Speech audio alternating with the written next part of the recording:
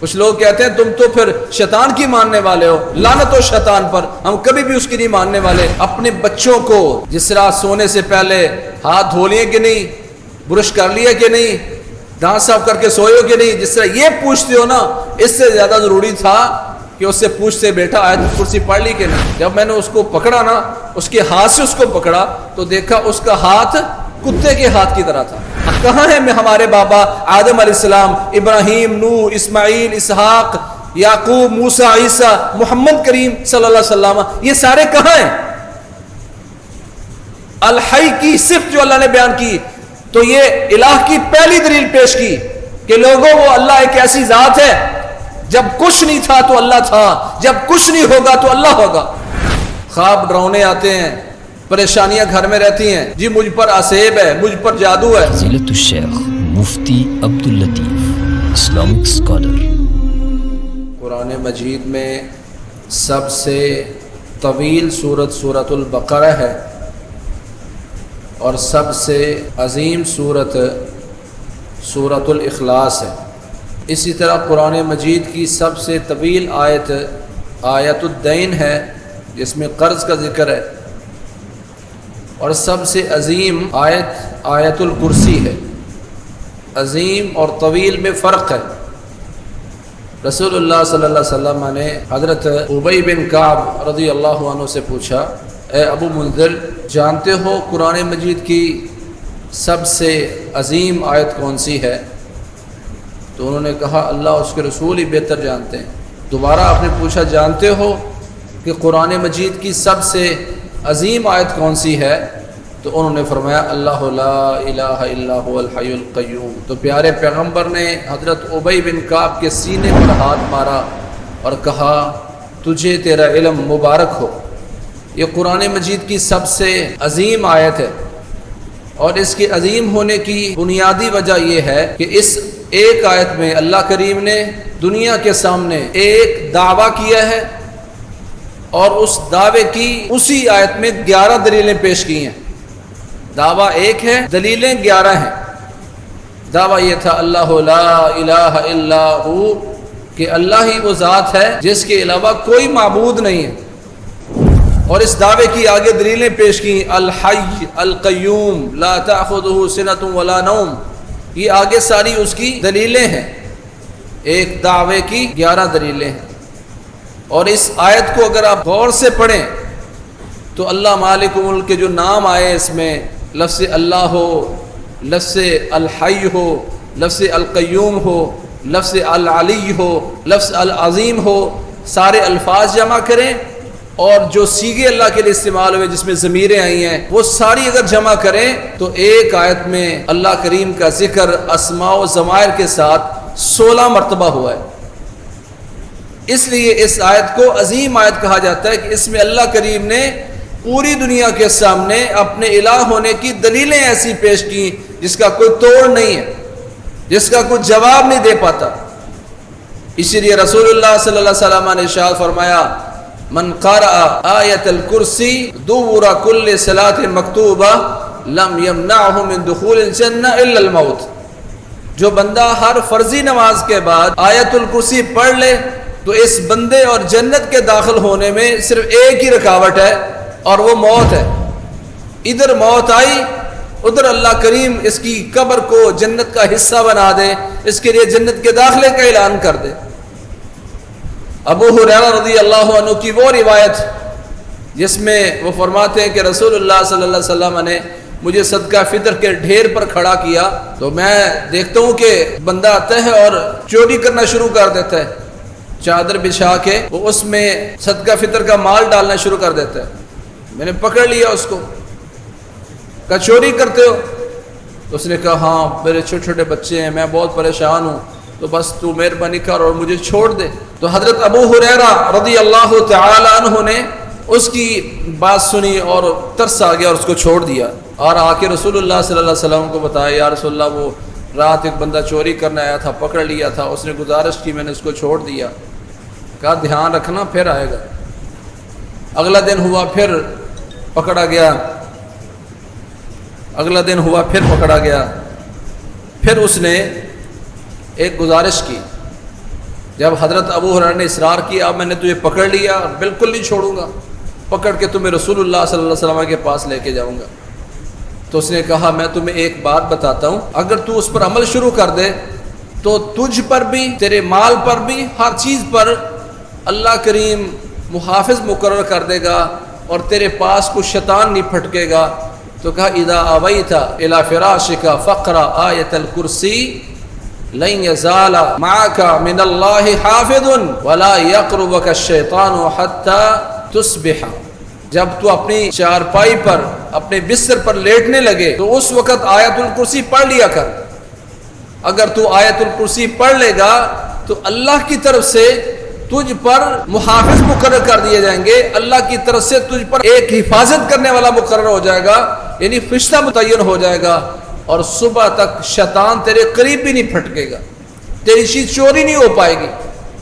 تو انہوں نے آ کے رسول اللہ صلی اللہ علیہ وسلم کو بتایا تو فرمایا صدقک وہو کذوب، تھا جھوٹا پر بات سچی کر گیا، شیطان تھا وہ، تجھے جو عمل بتا کے گیا وہ ٹھیک بتا گیا۔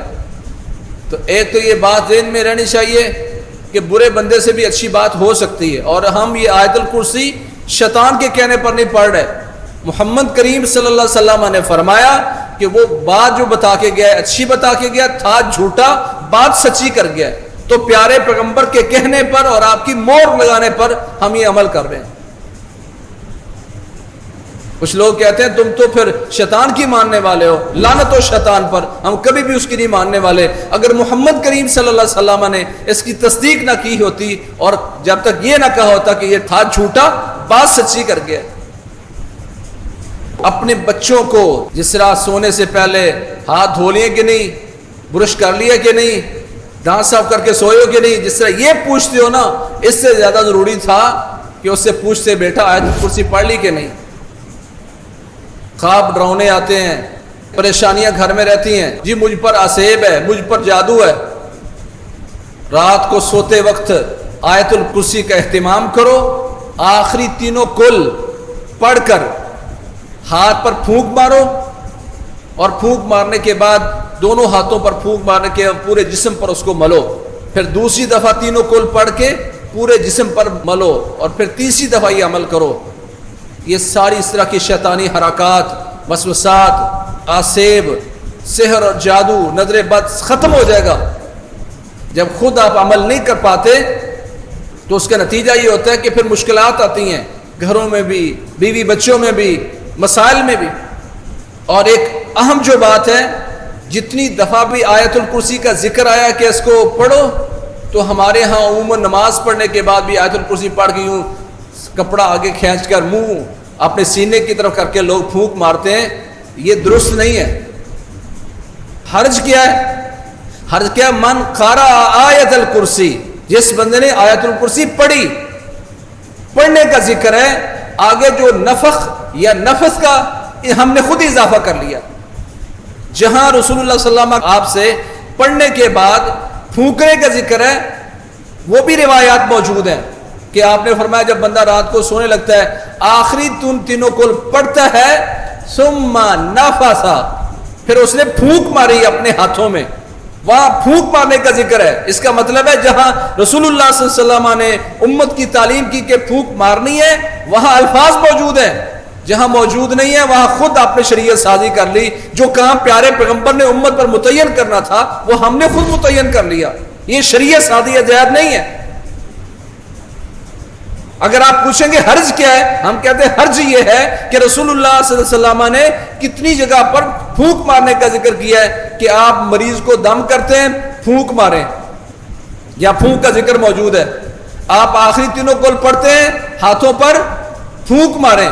جہاں ذکر ہے موجود وہ امت کو آپ بتائیں، جہاں ذکر نہیں ہے، صرف قرات کا ذکر ہے، وہاں قرات تک محدود رہنا یہ شریعت ہے۔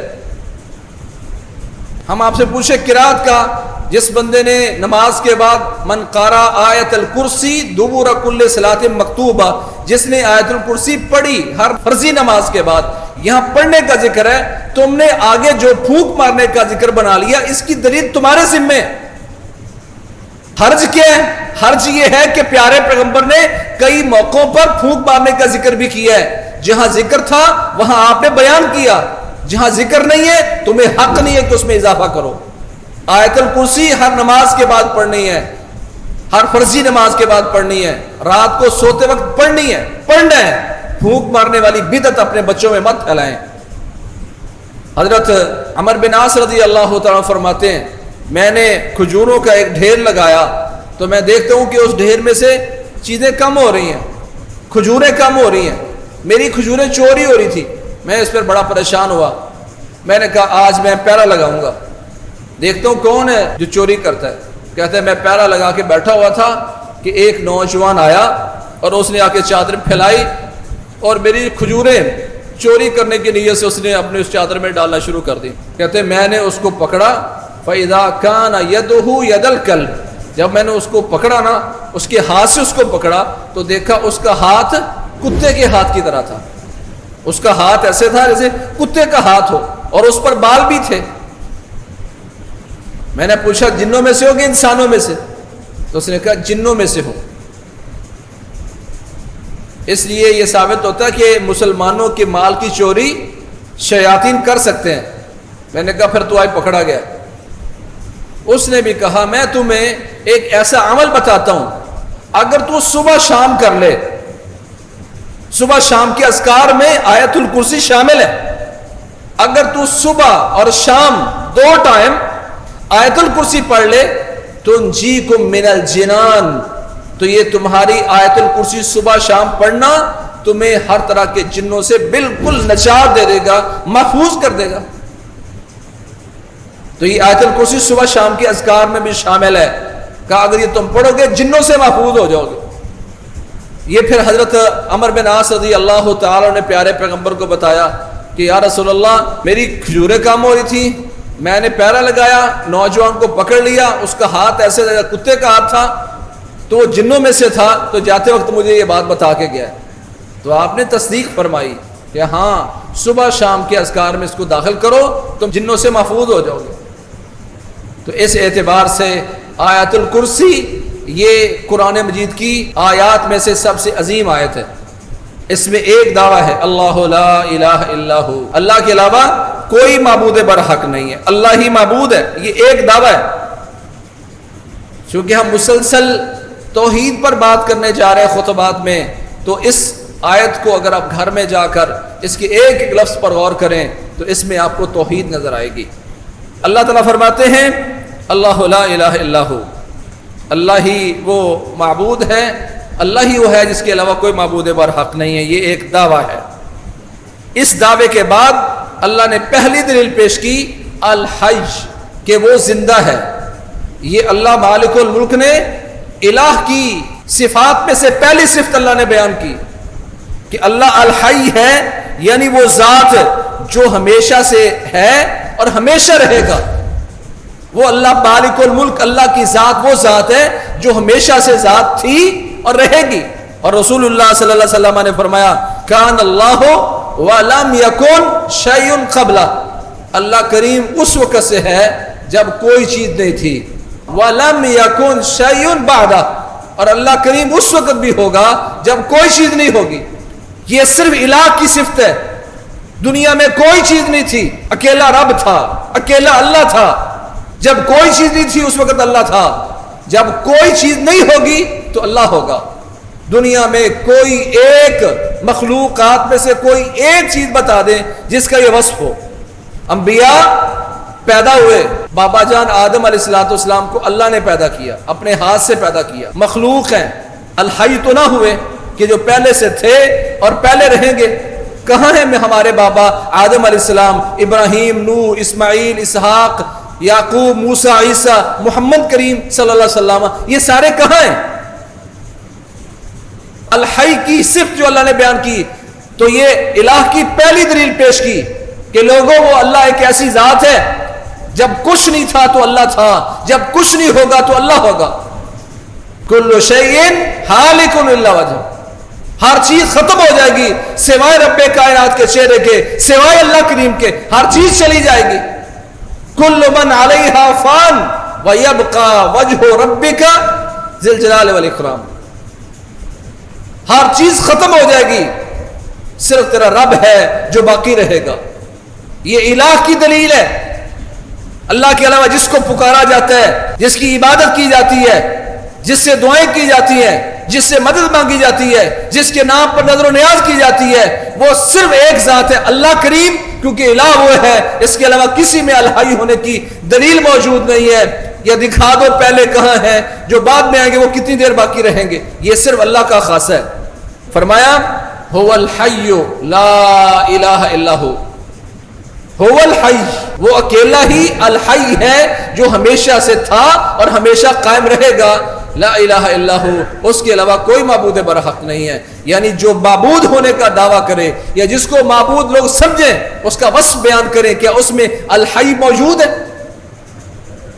اس لیے اللہ تعالیٰ فرماتے ہیں انسان کی اگر کیفیت دی جائے تو انسان, اس کا آغاز موت سے ہوا تھا اور اختتام بھی موت پر ہوگا. کیف تکفرون باللہ وکنتم امواتا. اللہ کہتے ہیں تم اللہ کا انکار کیسے کر سکتے ہو کہ تم خود پہلے مردہ تھے, نطفہ سے تم پیدا ہوئے ہو جو مردہ تھا. انسان کی ابتدا موت سے ہے. اللہ کیف تکفرون باللہ وکنتم امواتا فاحیاکم ثم یمیتکم ثم یحییکم ثم الیہ ترجعون. اللہ کا انکار تم کیسے کر سکتے ہو کہ تم خود مردہ تھے, نطفہ سے پیدا ہوئے جو مردہ تھا, پھر اللہ نے اس میں زندگی ڈالی, پھر اللہ تمہیں موت دے گا, پھر تمہیں زندہ کرے گا, پھر اللہ کے سامنے لوٹائے جاؤ گے, اسی کی طرف لوٹو گے. انسان کی ابتدا موت سے اور انتہا موت سے, پھر الحی کیسے ہو گیا؟ وہ معبود کی صفت اس میں کیسے چلی گئی؟ والذین یدعون من دون اللہ لا یخلقون شیئا وهم یخلقون اموات غیر احیاء وما یشعرون ایان یبعثون. اللہ کے علاوہ جس کو بھی یہ پکارتے ہیں, ایک اللہ ہے اور اللہ کے علاوہ ہر چیز من دون اللہ میں شامل ہے, کہ اللہ کے علاوہ جس کو بھی یہ پکارتے ہیں وہ کیا ہے؟ مخلوق ہیں, وہ پیدا نہیں کر پاتے. لا یخلقون شیئا وهم یخلقون, وہ کوئی چیز پیدا نہیں کر سکتے. شیئا, اور دوسرے مقام پر فرمایا یہ سارے جمع ہو جائیں, لن یخلقوا ذبابا, یہ ایک مکھی پیدا نہیں کر سکتے. اور یہاں کا لا یخلقون شیئا, کچھ بھی پیدا نہیں کر سکتے. وهم یخلقون, یہ تو خود مخلوق ہے. مخلوق کو چیز پیدا نہیں کر پاتی. مکھی نہیں بنا سکتے, مکھی پیدا نہیں کر سکتے. جس میں فطری طور پر جان موجود ہے وہ پیدا نہیں کر سکتے. دنیا کے سائنسدان آج رپورٹ بناتے ہیں اس میں زندگی ہے, جس میں فطری زندگی موجود ہے, کا ایک مکھی پیدا نہیں کر سکتے. اموات غیر احیاء, مر گئے نا تو پھر یہ مردہ ہیں, زندہ نہیں ہے. اموات اور غیر احیاء دونوں ایک ہی چیز ہے, مردہ ہے زندہ نہیں ہے. تاکید اللہ نے بیان کی, وما یشعرون ایان یبعثون, ان کو تو یہ بھی پتہ نہیں ہے کہ ان کو اٹھایا کب جانا ہے, وہ اپنی قبروں سے کب اٹھائے جائیں گے. ان کو تو اتنا علم نہیں ہے. جس کو اپنے بارے میں پتہ نہیں ہے مجھے قبر سے کب اٹھایا جانا ہے, اس کو قبر سے باہر والے لوگوں کا کیسے پتہ ہے؟ اللہ نے الحی کا وصف بیان کر کے ساری ان مشرکوں کا رد کر دیا جو اللہ کے علاوہ کسی اور کو پکارتے ہیں. اللہ کہتے ہیں اموات غیر احیاء. قرآن کا کیسے آپ رد کریں گے؟ اللہ کہتے ہیں وہ مردہ ہیں, زندہ نہیں ہے. کہتے ہیں اگر مردہ ہے تو پھر قبرستان جا کے السلام علیکم یا اہل القبور کیوں کہتے ہو؟ اچھا جی, السلام علیکم یا اہل القبور کہنے سے یا السلام علیکم اہل الدیار من المسلمین والمؤمنین کہنے سے زندگی کیسے ثابت ہوگی؟ یعنی اس جملے سے آپ یہ ثابت کرنا چاہتے ہیں کہ وہ زندہ ہیں, تو دلیل پیش کرو. صحیح البخاری میں حضرت عائشہ رضی اللہ تعالی عنہ نے 2 آیتیں پڑھ کے واضح کیا کہ جو مر گئے وہ مردہ ہے, سنتا نہیں ہے. 2 آیتیں پڑھی, انک لا تسمع الموتى, اے میرے نبی آپ مردوں کو سنا نہیں سکتے. دوسرے موقع پر فرمایا وما انت بمسمع من فی القبور, جو قبروں میں چلے گئے ان کو آپ سنانے والے نہیں ہیں. قرآن کی 2 آیتیں پیش کر کے حضرت عائشہ فرماتی ہیں جو مر گیا وہ سنتا نہیں ہے. صحیح البخاری کتاب المغازی اور دوسری جگہ پر حضرت عائشہ کا یہ فرمان موجود ہے. یہ عقیدہ ہمارے صحابہ کا ہے. پیارے پیغمبر محمد کریم صلی اللہ علیہ وسلم نے جب جو بدر کے کافر تھے, بدر کے کافر جو قتل ہو گئے مشرکین مکہ, ان سے کہا ہاں بھائی حل وجدتم ما وعدکم ربکم حقا, جو رب نے تم سے وعدہ کیا تھا کیا سچ ہے؟ تو اس وقت صحابہ نے کیا کہا؟ یا رسول اللہ کیف تکلم من لا ارواح لہم، یا رسول اللہ ان سے آپ گفتگو کر رہے ہیں، ان سے آپ کلام کیسے کر رہے ہیں جن میں روح موجود نہیں ہے؟ آپ مردوں سے کلام کر رہے ہیں۔ اس کا مطلب صحابہ کا عقیدہ کیا تھا کہ مردوں سے ہم کلام نہیں ہوا جاتا، وگرنہ سوال کا فائدہ کوئی نہیں تھا۔ آپ نے فرمایا تم ان سے زیادہ نہیں سن رہے، یہ پیارے پیغمبر کا معجزہ ہے۔ حضرت قتادہ کا صحیح البخاری میں فرمان موجود ہے، اللہ کریم نے ان لوگوں کو توبیخاً زجراً ڈانٹ ڈپٹ کے طور پر، سزا کے طور پر، اللہ نے نقمتاً و حسرتاً ان کو انتقام اور حسرت کے طور پر اللہ نے ان کو سنایا، دیکھو جو میرا نبی کہہ رہا ہے سچ ہے کہ نہیں؟ ہاں سناؤ کیا بنا؟ جو میں تمہیں کہتا ہوں سچا کہ نہیں؟ صحیح بخاری میں موجود انہم لیسمعون الآن، یہ اب سن رہے ہیں، یہ پیارے پیغمبر کا معجزہ ہے۔ صحابہ کا سوال بتاتا ہے کہ صحابہ کا عقیدہ تھا مردے نہیں سنتے، وگرنہ سوال کیوں کیا؟ یا رسول اللہ آپ ان سے کیسے مخاطب ہو رہے ہیں جو سنتے نہیں ہیں؟ پھر آپ نے وضاحت کی کہ وہ اب تم سے زیادہ سن رہے ہیں، انہم لیسمعون الآن، یہ اب سن رہے ہیں۔ ایک رات انہم لیعلمون الآن، ان کو اب اس بات کا علم ہو رہا ہے۔ امام قتادہ نے فرمایا کہ اللہ تعالیٰ نے ان کو یہ سنانے کے لیے یہ طاقت بخشی، یہ پیارے پیغمبر کا معجزہ ہے، اور معجزے کبھی دلیل نہیں ہوا کرتے، معجزے اور کرامتیں کبھی دلیل نہیں ہوتی۔ میں آپ کو آسانی سے مسئلہ سمجھاتا ہوں۔ آپ کے محلے کی اللہ نہ کرے لا سمح اللہ ایک عورت جس کی شادی نہ ہوئی ہو، لڑکی شادی نہ ہوئی ہو، اور وہ بچے کو جنم دینے کے بعد محلے والوں کے سامنے آ جائے، لوگ اس پر اعتراض کریں کہ تیری تو شادی نہیں ہوئی اور تو بچے کو جنم دیتی ہے، وہ کہے میں قرآن سے ثابت کرتی ہوں شادی نہ بھی ہو تو بچے پیدا ہو جاتے ہیں، حضرت مریم کے ہاں پیدا نہیں ہوا، مان لیں گے آپ؟ کرامت اور معجزہ کبھی دلیل نہیں ہوتا، وہ خلاف فطرت اللہ کی طرف سے ایک امر ہوتا ہے۔ وہ کہتی ہے اگر حضرت مریم کے ہاں بغیر باپ کے اللہ بیٹا دے سکتا ہے تو میرے ہاں کیوں نہیں ہو سکتا؟ نہیں مانیں گے آپ، کیونکہ معجزہ اور کرامتیں دلیل نہیں ہوتی۔ معراج پر گئے رسول اللہ صلی اللہ علیہ وسلم، معراج کا جتنا بھی واقعہ ہو آپ اس کو بطور دلیل پیش نہیں کر سکتے۔ آپ یہاں سے چلے ہیں، انبیاء سے ملاقاتیں ہو رہی ہیں، کبھی یہاں بیت المقدس میں ہو رہی ہیں، کبھی آسمان پہ ہو رہی ہیں، کچھ کا ذکر ہے کہ میں ان کے پاس سے گزرا تو وہ قبروں میں تھے، یہ بطور دلیل آپ پیش نہیں کر، یہ معجزہ ہے۔ معجزہ اور کرامت کبھی دلیل نہیں ہوتی۔ اچھا پھر کیوں کہتے ہیں آپ السلام علیکم یا اہل القبور؟ قرآن نے کہہ دیا مردے سنتے نہیں ہیں۔ دو آیتیں پیش کی جو حضرت عائشہ بھی فرمایا کرتی تھی، صحیح بخاری میں موجود ہے۔ قرآن کی ان دونوں آیتوں سے دلیل لی کہ مردے سنتے نہیں ہیں۔ تو پھر یار یہ السلام علیکم یا اہل القبور کیوں کہتے ہو؟ ہم کہتے ہیں ایسا کہنا سنت ہے، لیکن اس سے یہ دلیل نہیں ہے کہ جس سے آپ مخاطب ہو رہے ہیں وہ آپ کی بات کو سنتا ہے۔ ایسا کہنا سنت ہے، لیکن یہ کہنے سے وہ سنتے ہیں اس کی دلیل چاہیے، جو کہ ہے کوئی نہیں۔ اور میں انشاءاللہ کتاب و سنت سے پیش کرتا ہوں آسان سا کر کے کہ بعض اوقات آپ اس کو بھی خطاب کرتے ہیں جس کا آپ کو بھی یقین ہوتا ہے کہ وہ آپ کی بات کو سنتے نہیں ہیں۔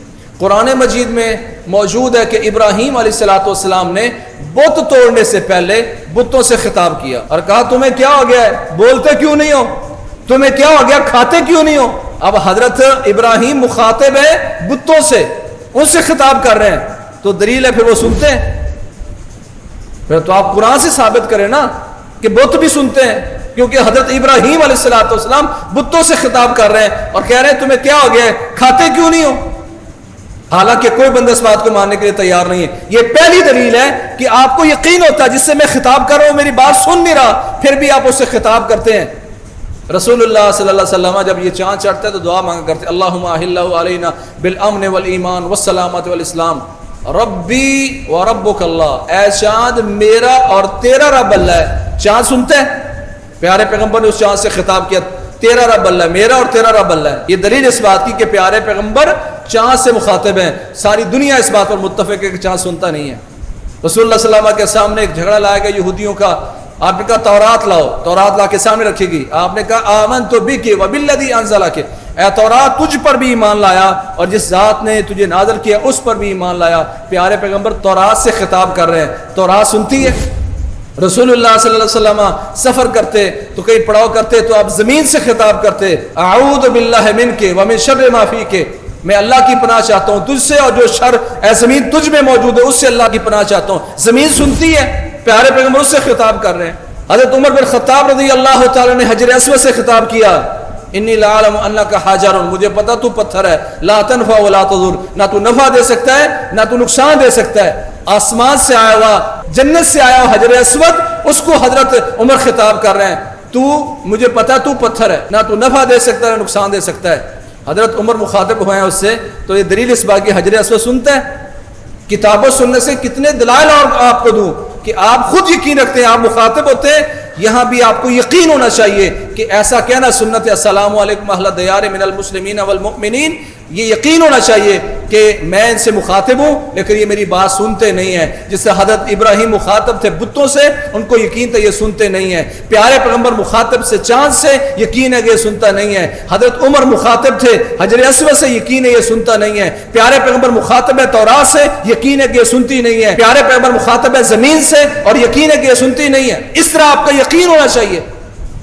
اللہ نہ کرے آپ جمعے کے لیے جلدی جلدی آ رہے تھے اور اچانک آپ کا موٹر سائیکل پنکچر ہو گیا، تو آپ اپنے موٹر سائیکل ٹائر سے مخاطب ہوتے ہیں، یار تو نے بھی آج ہی پنکچر ہونا تھا، تو نے بھی اسی وقت پنکچر ہونا تھا۔ اس کا مطلب ہے کہ آپ کا یقین ہے کہ آپ کا ٹائر آپ کی بات کو سن رہے ہیں۔ موبائل آپ نے نکالا آف ہو گیا، آپ کہتے ہیں یار تجھے کیا ہو گیا؟ اس کا مطلب ہے آپ کا یقین ہے کہ آپ کا موبائل آپ کی بات کو سنتا ہے۔ چابی لگا رہے تھے آپ دروازے کو، تالا کھل نہیں رہا، آپ کہتے ہیں تجھے کیا ہوا؟ اس کا مطلب ہے آپ کا یقین ہے کہ وہ تالا آپ کی بات کو سن رہے ہیں۔ یقین ہوتا ہے آپ کا کہ آپ کی بات ہے، یعنی عقلاً نقلاً یہ بات موجود ہے، پر مسلمان اس کو ماننے کے لیے تیار نہیں ہے۔ الحی، اللہ کی وہ ذات ہے جو ہمیشہ سے قائم ہے اور ہمیشہ قائم رہے گی۔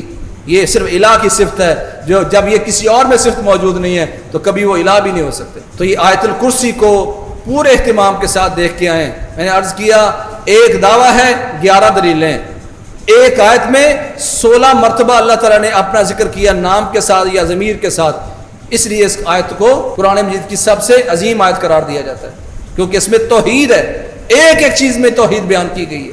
اس کا ضرور مطالعہ کریں، اس کو انشاءاللہ ہم تفصیل سے بیان کریں گے تاکہ ہمارے ہاں توحید کا جو نقشہ اللہ نے بیان کیا ہے وہ بالکل واضح ہو جائے، اور جن چیزوں کا رد کیا ہے وہ بھی ساری چیزیں نمایاں ہوں۔